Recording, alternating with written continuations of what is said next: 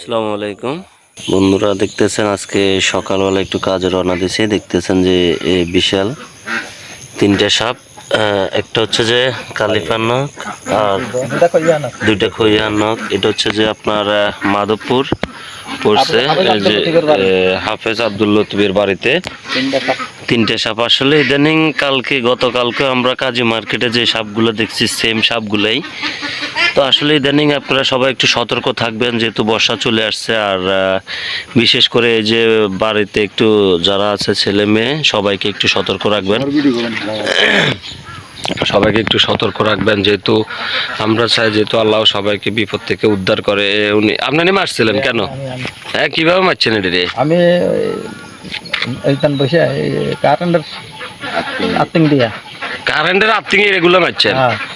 কি বলেন, এটা কি সম্ভব কারেন্টের আর্থিং দিয়ে মারণ? হ্যাঁ, মারছি ইনশাল্লাহ। দেখছেন যে আসলে উনি এই একা মানুষ কি করবে, যেহেতু এই সাপের লগে পারবে না, সেহেতু এই আপনার কারেন্টের শর্ট দিয়ে নাকি এই সাপগুলারে মারছে উনি। এই হলো অবস্থা। আসলে যতই দেখেন, একটা কথা কি যে ভাই, আমরা যত কিছুই করি একটু আমরা সতর্ক থাকার চেষ্টা করবো ইনশাল্লাহ, যেহেতু আল্লাহ যেহেতু সবাইকে উদ্ধার করে সেটাই। আর বিশেষ করে বাচ্চাদেরকে একটু সতর্ক রাখবেন, কারণ বড়রা তো একটু যায় করবে, বাচ্চারা কিন্তু মোটো এগুলো দেখলে অনেকটাই ভয় পাবে। সেজন্য এটা হচ্ছে যে সতাল্লা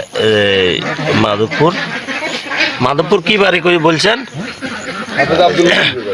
হাফুজ আব্দুল লতিফের বাড়ি।